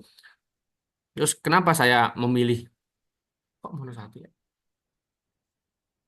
Oh, salah ya. Untuk mono yang kedua ini, untuk mono yang kedua ini, eh, kenapa? Karena saya membuat mono ini tuh yang sebenarnya karena yang seperti tadi itu adanya kurangnya pemahaman dari sumber daya yang ada. Jadi saya itu ingin membuat sebuah safety operational atau SOP untuk memaintenance PLTS yang sudah saya buat seperti itu. Untuk RAB-nya itu seperti ini. Yang pertama itu untuk cetak buku SOP. Mungkin yang pertama itu bisa saya berikan ke museum atau untuk pengelolaan museum. Yang kedua bisa saya berikan ke pihak pemerintah desa ataupun BUMDes seperti itu. Terus yang kedua itu untuk mencetak poster infografis. Jadi mungkin eh, apa isinya? Isinya itu bisa cara kerja PLTS itu sendiri, terus mungkin ada perawatan secara ringan ataupun sebagainya seperti itu. Terus nanti ada logbook pemeliharaan, apa yang perlu dicek tiap mungkin seminggu sekali ataupun sebulan sekali seperti itu. Nanti ada seperti itu. Terus yang terakhir itu ada konsumsi untuk pelatihan untuk maintenance PLTS tersebut. Outputnya apa yang didapat dari Mono 2 ini? Yang pertama itu dokumen teknis mengenai jadwal pemeriksaan rutin, terus prosedur pembersihan panel, dan troubleshooting dasar apabila terjadi masalah. Terus yang kedua ada poster infografis, yaitu panduan visual ringkas bagi pengelola museum untuk checklist perawatan harian. Terus ada logbook dari buku catatan itu untuk mendokumentasikan kinerja sistem dan riwayat perawatan. Dan yang terakhir, sesi transfer ilmu pengetahuan teknis perawatan dasar dan penanganan darurat sistem seperti itu. Mungkin itu saja dari saya. Jika mungkin dari Bapak dosen sekalian ada masukan ataupun usulan mengenai program kerja saya tersebut. Terima kasih.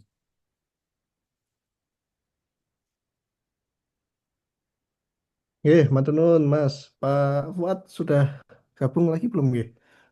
Apa kepental? Kayaknya belum. Kalau gitu Pak Tri dulu mungkin ada tambahan. Ya Mas Hafiz dan Mas siapa tadi ini Mas teknik Mas mesin ya. Kholis. Muafik. Untuk menggunakan listrik itu memang sih itu hal yang menarik, tapi justru yang program yang kedua itu apakah nggak bisa menjadi luarannya program satu, Mas? Jadi membuat SOP, ketika membuat itunya ya SOP-nya gitu maksud saya. Jadi jangan dipisah gitu ya. Yang penting adalah keberlanjutan dari tenaga surya ini ya, pembangkit listrik tenaga surya ini. Bagaimana supaya bisa berlangsung, lah itulah SOP-nya di situ. Jadi membuat sekaligus ya SOP nih. Kalau saya sih begitu harapannya. Itu Mas Hafiz dari saya. Mas Hafiz aku izin ya. Aku lomba pingpong ya RT. Ya Pak Fuad. Saya Pak Tri. Oke. Pak Rangga dulu mungkin ada tambahan. Semoga menang Pak Trian. Ya saya kalah Pak Zan.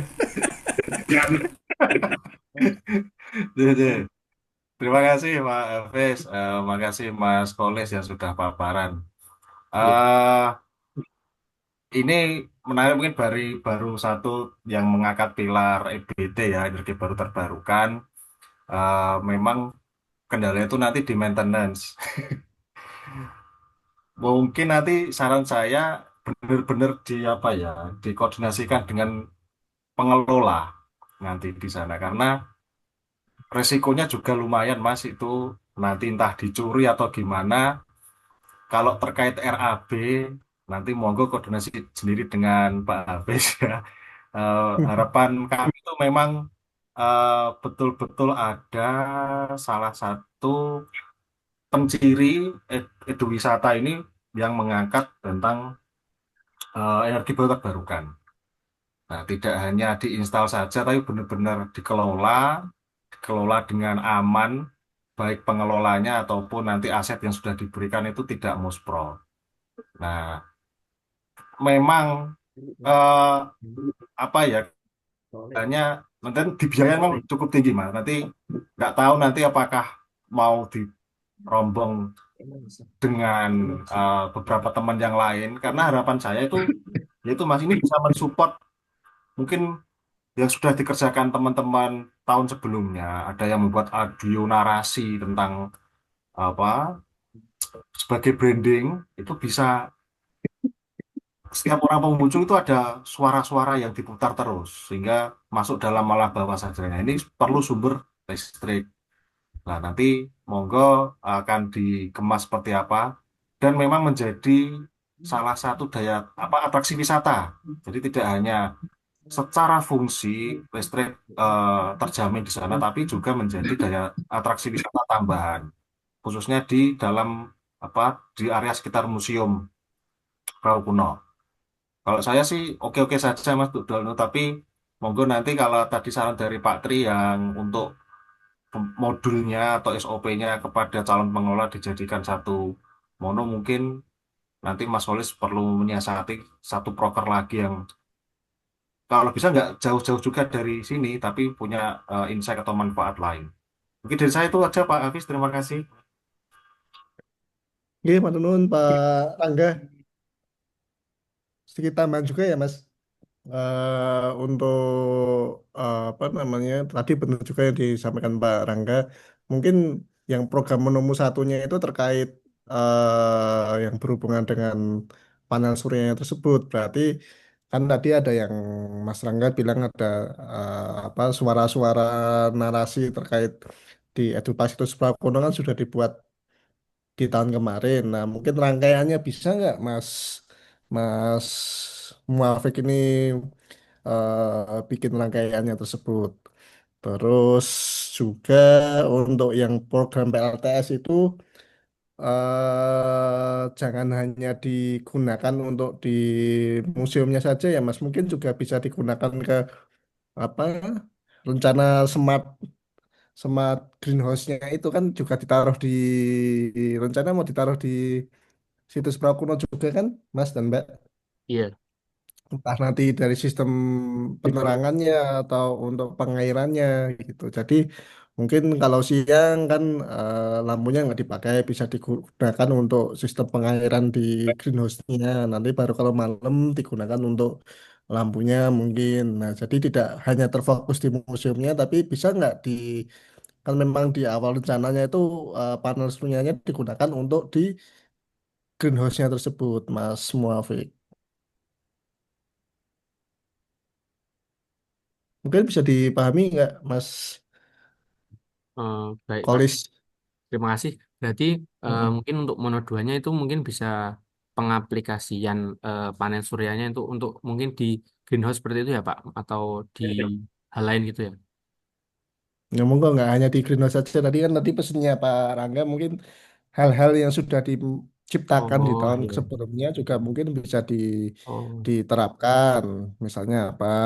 iya. Tahun kemarin itu kan ada lampu taman, misalnya itu lampu Oke. yang kafe LED kuning itu loh. Oh iya, iya. Nah, itu mungkin Bisa. bisa nggak kalau malam pakai itu pakai Oh listrik PLTS-nya, iya, terus apa namanya, kalau siang untuk sistem pengairan greenhouse-nya, gitu. iya, iya. Baik Pak, terima kasih. Oke. Oh, Lanjut, oke, baik Pak. kita sampai jam 2 mahasiswa lagi ya, Mas Ya, Mbak. baik. Terima kasih. Mungkin itu pemaparan program monodisiplin dari saya. Kurang lebihnya mohon maaf. Assalamualaikum warahmatullahi wabarakatuh. Waalaikumsalam warahmatullahi wabarakatuh.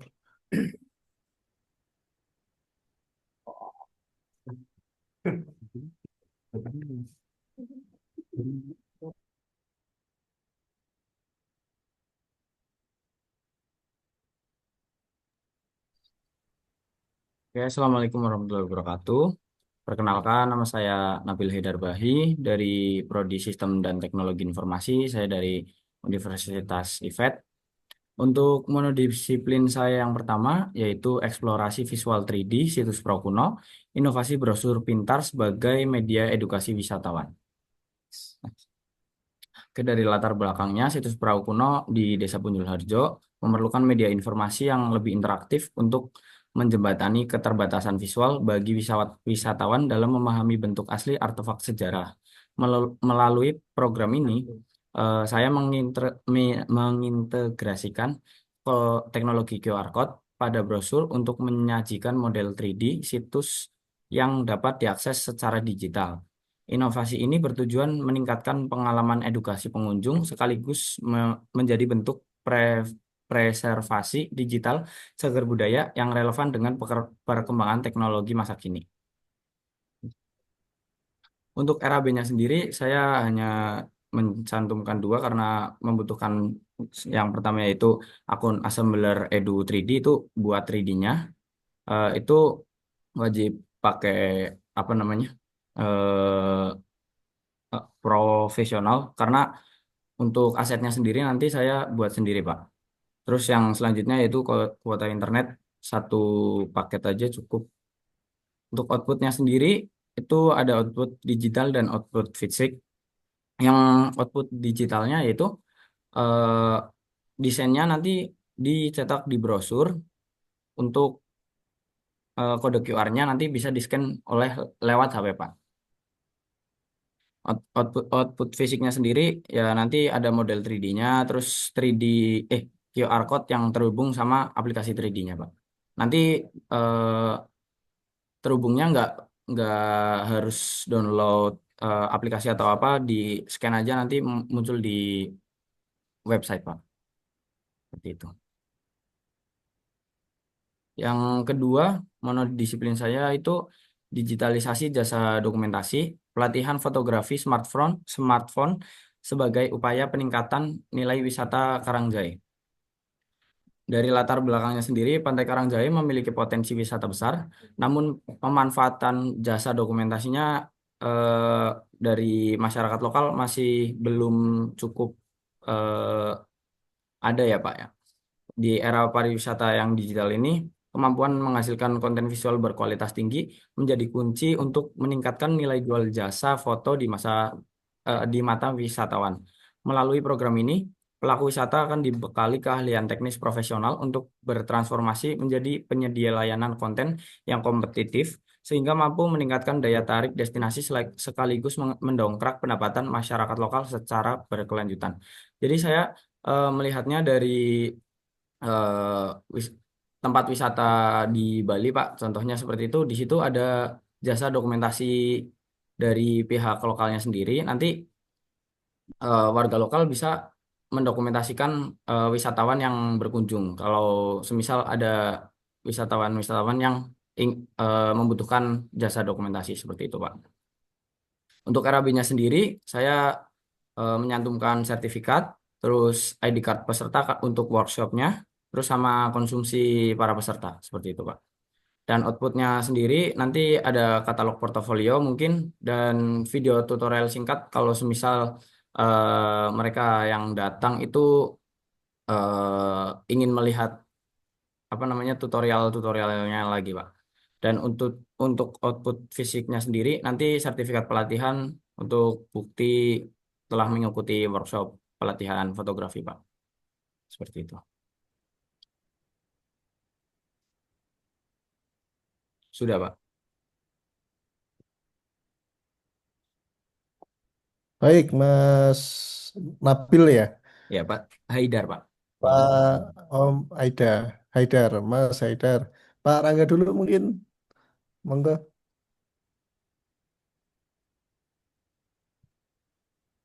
Pak Fuad belum bergabung lagi ya? Pak Fatul lagi di Malang, Oh, lagi libur dengan keluarganya. siap, siap.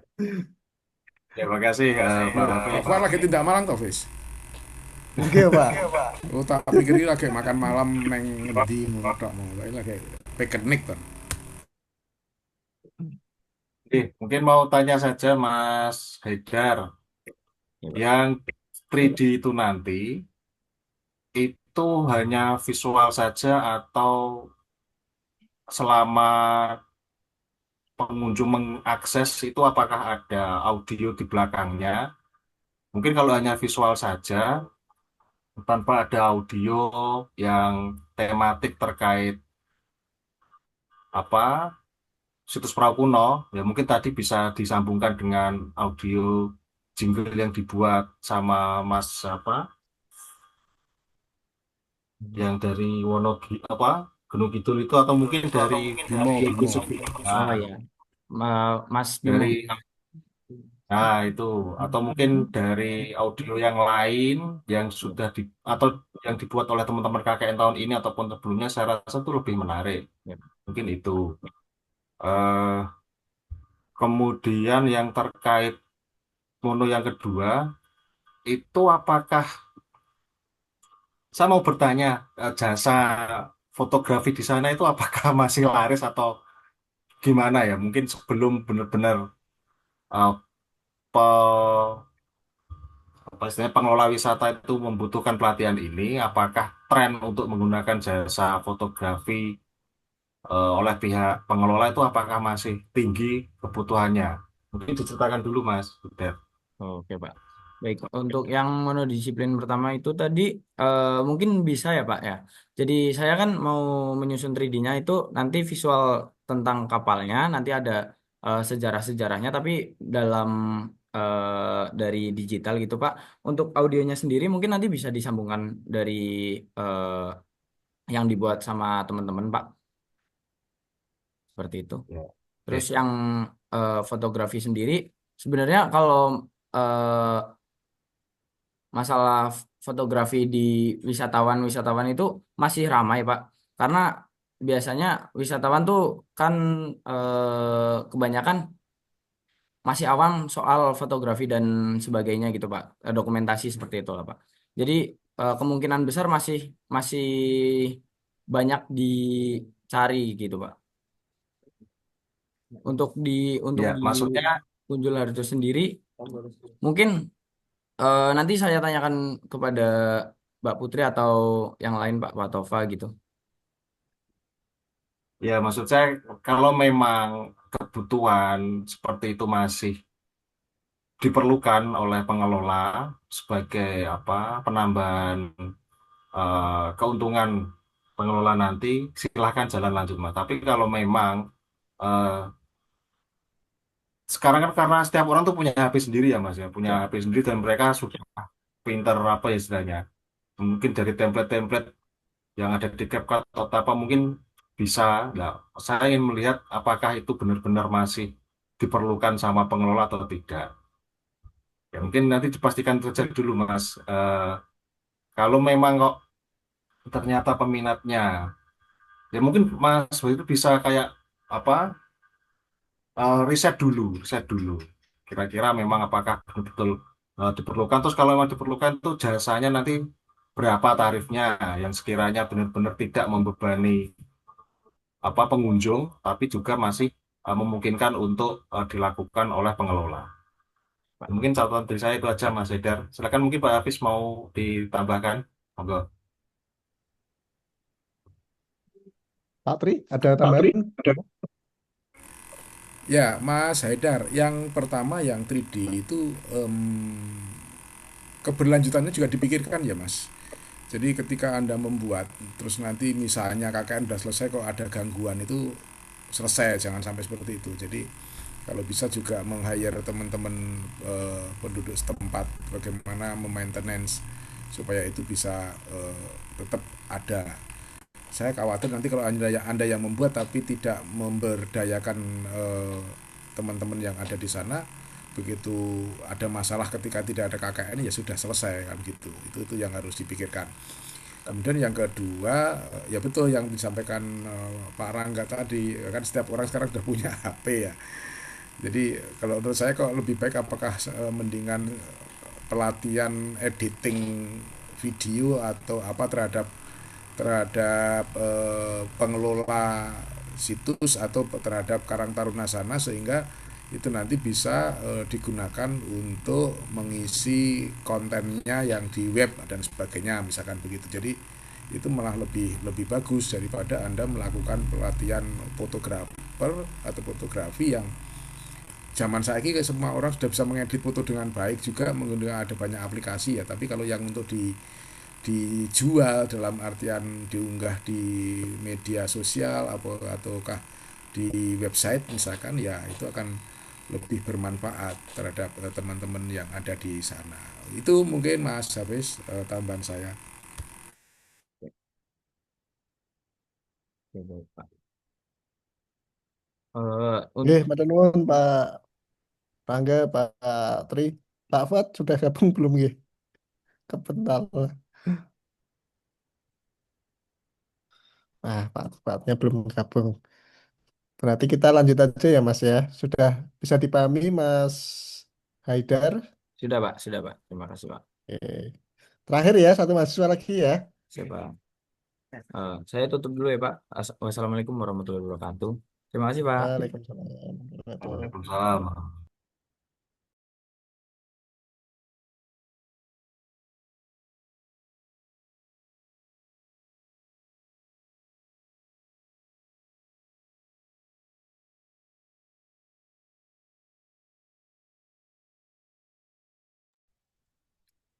Baik, selamat malam Bapak-Bapak sekalian. Sebelumnya perkenalkan saya Safira Kori Aina dari Prodi Sistem dan Teknologi Informasi Universitas IFT Semarang. Sebelumnya jadi monodisiplin saya yang pertama yaitu implementasi sistem survei kepuasan dan testimoni digital pengunjung berbasis QR Code terintegrasi website Desa Wisata Punjul Harjo. Jadi alasan saya mengambil program ini, sebenarnya di situs Perahu Kuno itu sudah ada QR Code mengenai testimoni pengunjung, tetapi itu langsung masuk ke Google Form dan tidak tahu pengelolanya siapa. Jadi ini nanti sistem surveinya itu nanti bisa langsung masuk ke website, tetapi sebelum masuk ke website itu akan disetujui dulu oleh admin yang mengelola webnya dulu, nanti baru bisa dilihat di website. Jadi nanti testimoni dari para pengunjung itu bisa kita lihat di websitenya. Seperti itu. Nah, untuk RAB-nya nantinya akan ada cetak standing tripod banner yang akan dipasang di situs Perahu Kuno dan juga di KJB. Dan untuk cetak QR Code laminating itu nanti untuk saya arahkan ke pengunjung-pengunjung untuk meminta isi apa ya, buat awalan. Untuk awalannya terlebih dahulu. Seperti itu. Jadi nanti sistemnya akan terintegrasi ke websitenya langsung. Untuk yang kedua yaitu saya mau membuat landing page informasi wisata berbasis QR Code sebagai media edukasi digital pengunjung Desa Wisata Punjul Harjo.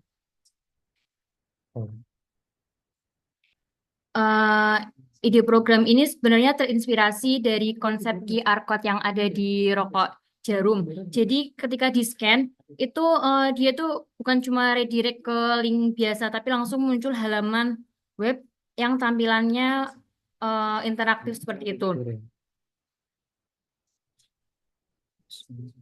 Untuk isinya nanti akan ada visual desa, terus ada profil singkat desanya, informasi tiap destinasi wisata yang bisa diklik untuk melihat detailnya lebih lengkap. Dan juga ada paket wisatanya di situ, beserta ada harga dan bisa nanti ada tombol pesan langsung ke WhatsApp-nya.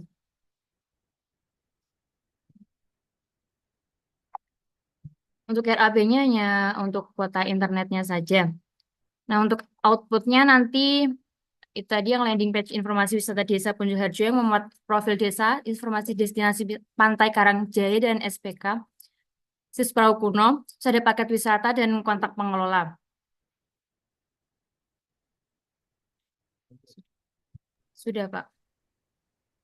Oke, baik Mbak Safira ya. Iya, Pak. Pak Tri, mungkin ada masukan? Yang ini saya ada Mas, lanjut aja. Pak Rangga?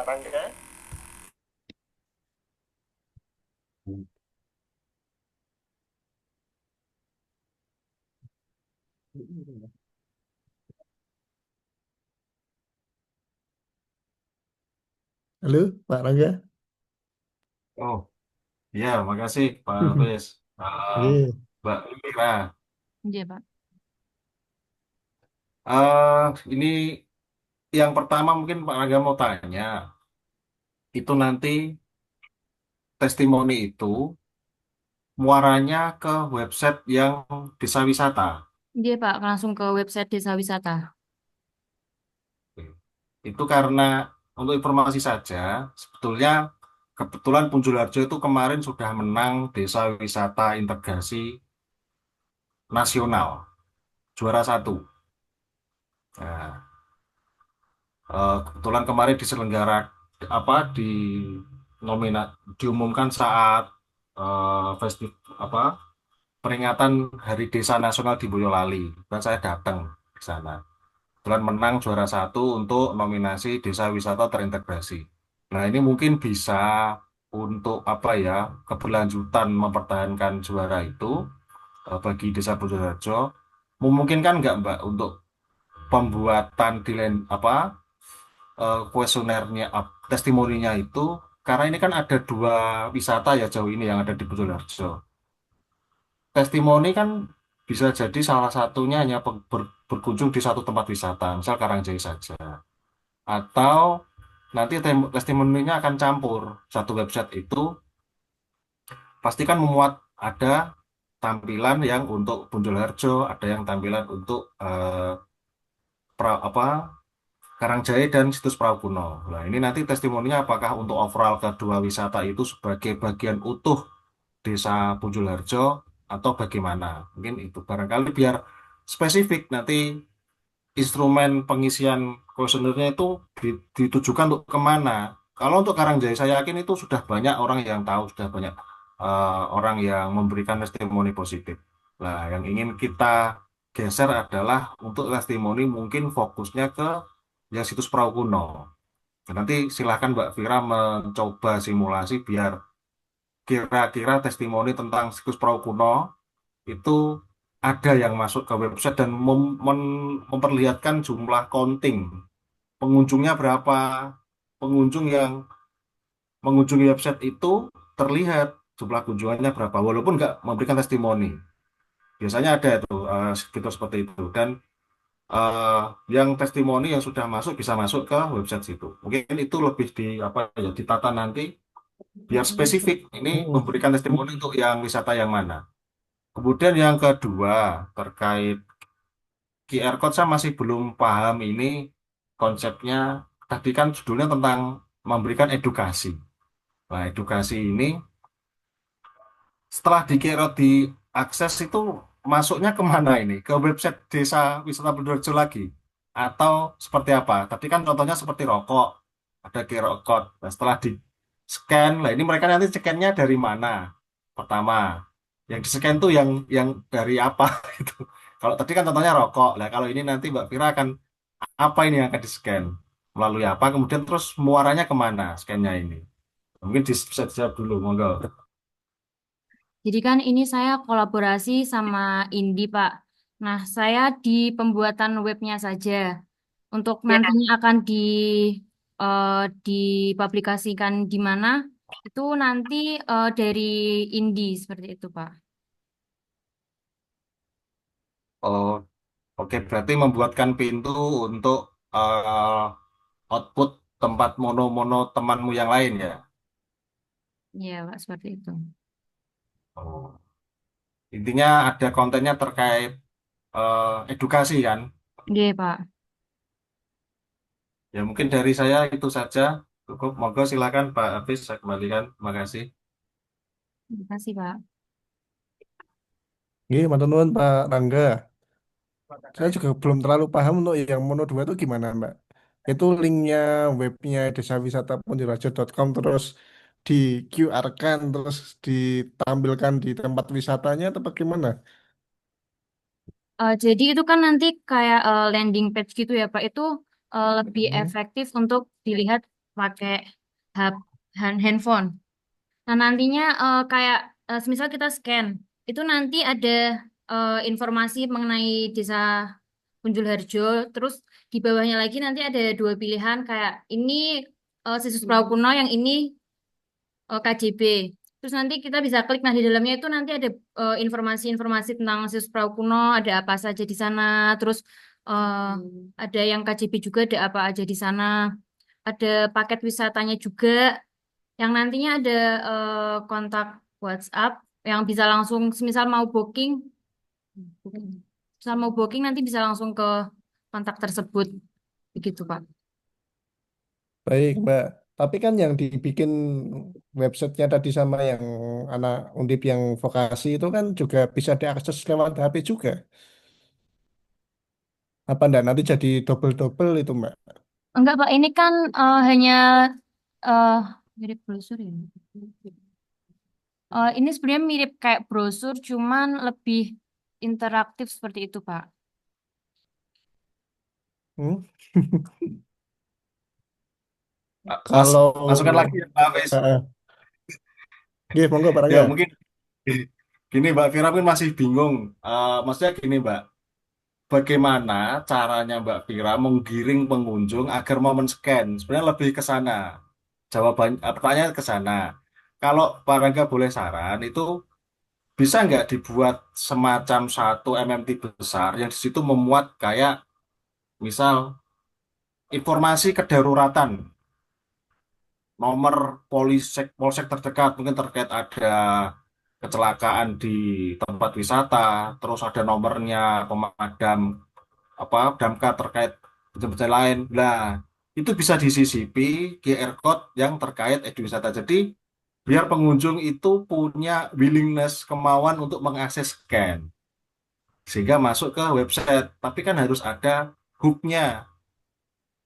Informasi apa sih yang diperlukan sebelum mereka ingin mengakses? Saya yakin kalau tidak ada kemasan yang membuat menarik sehingga mereka merasa penting untuk men-scan, mungkin karena ini pintu masuk ya, ini kan salah satu pintu masuk untuk bisa masuk ke konten-konten yang ada di website desa wisata. Dan mungkin itu bisa Mbak Vira kemas biar pengunjung itu ada interest untuk mengakses informasi. Ternyata tidak hanya wisata saja, tapi hooknya itu berupa kayak nomor darurat lah, misal semacam itu. Mungkin cara ngemasnya saja ini yang kami belum melihat bagaimana orang mau kalau rokok kan tadi contohnya orang pasti beli rokok kan longgar waktunya. Tapi ini Mbak Fira kayaknya tinggal ngemas saja biar pengunjung itu mau meluangkan waktu untuk men-scan. Coba nanti cari beberapa alternatif yang bisa membuat menarik. Mungkin itu. Moga Pak Hafiz saya kembalikan. Terima kasih.